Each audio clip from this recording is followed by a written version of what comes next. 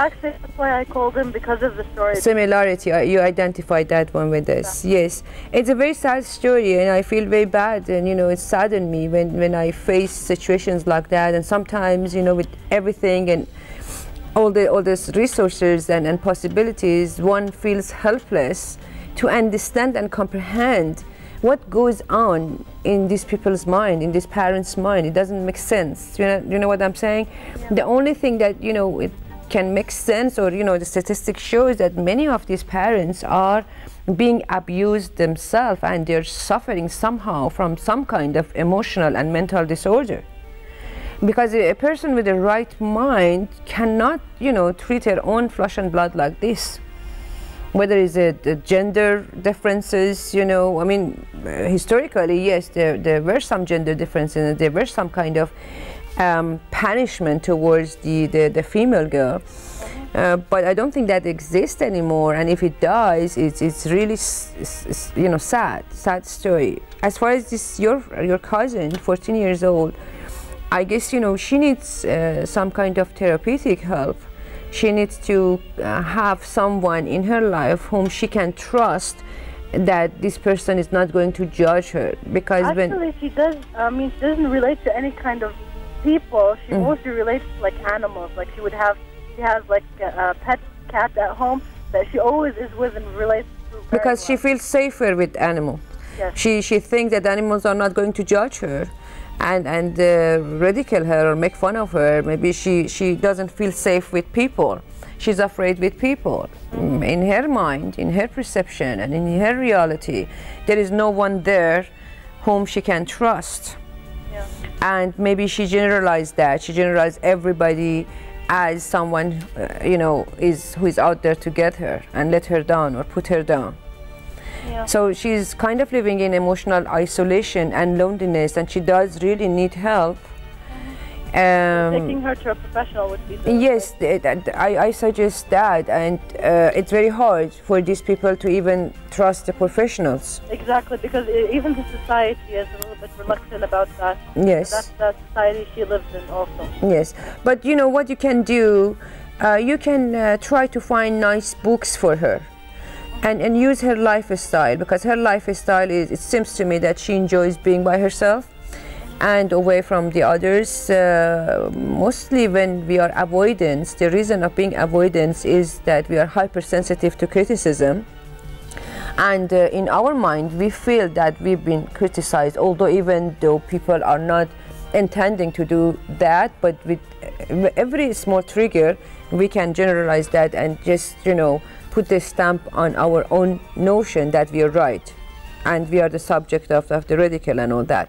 So what you can do is use her own lifestyle, which you know, it's being alone or lonely or whatever, and give her the instrument that she can use in her own pace. For example, nice books, maybe effective books, tapes that she can listen, and stuff that she can read.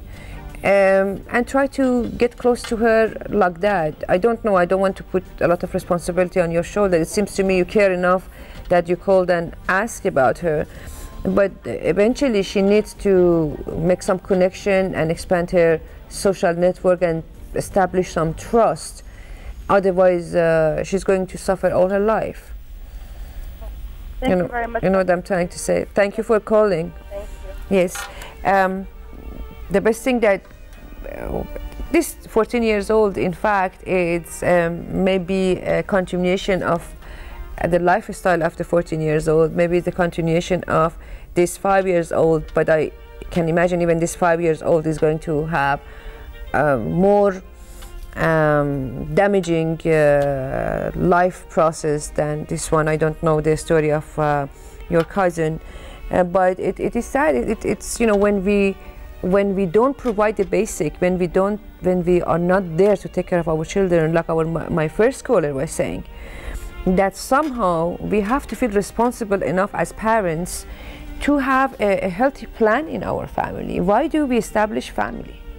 We have to ask ourselves, what is the reason that we are establishing family and having children? Having a home, having a unity, having bonding, having a good relationship, being together for each other, supporting each other. What does family means? The family is a unit, it's a group unit of the society. Okay, if the family it's not based on the healthy structure, obviously the society is going to pay for that. We know that. I did mention that last week, and we all know that. And the smallest society is our own interaction with our sister, brothers, cousins, and that. And if we don't support each other, if we don't have the right social network, then we all going to go through the struggle and challenges of loneliness, isolation, depression, anxiety, stress, personality disorder, mental disorder, and all different kind of damages. Why do we bring people in this world? Why do we bring our children in this world? To expose them in a vulnerable situation like that, if we don't have the means and the support and tools to take care of them. If we get married already and we have 5, 6, 7 children of a husband who left us, and these children, I had different case in here which you've seen last week.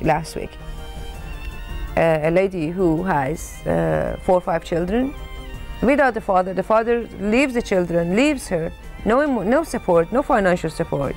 Okay, she's depending on the government or the service providers, and then she gets married with another one, the same mistake.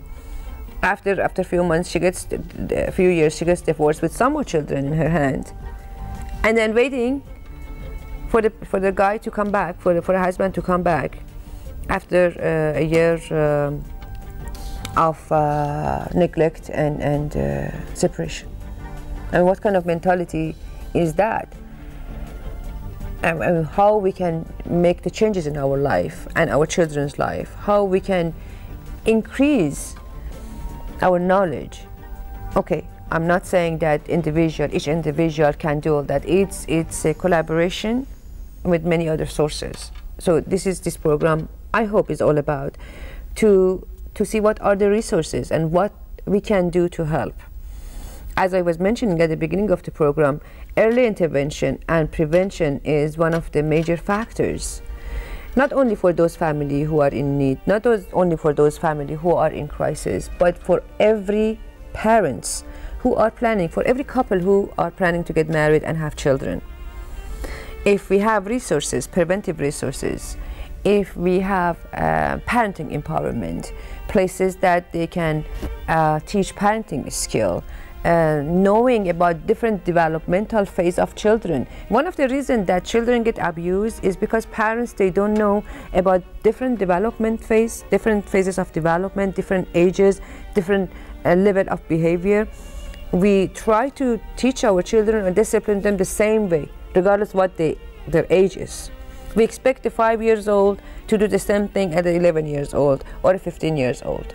We don't have the skill, we don't have the knowledge to understand that each child might be different. Each level of development might be different. The language, the communication, the interactions is different from one level to another level. So one of the protective factors is education.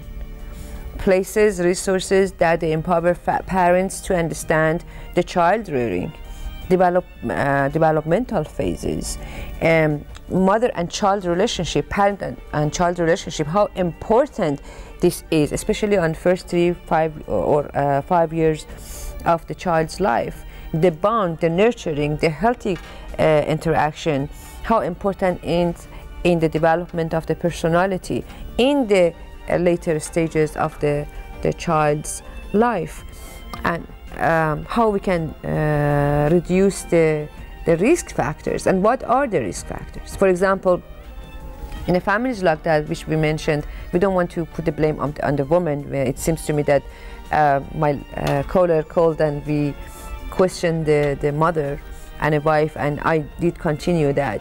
Parents, they both have responsibility, mutual responsibility, father and mother. They both are responsible for these children, and they both have to provide care, support, love, understanding, and connection with the children, and create a solid environment and trustworthy environment and safety environment for their children. So it's the responsibility, it's equal. But what are the risk factors, which I really like to talk about. They're telling me that we have another call, so before I get interrupted, welcome, you are on the air, Fatma.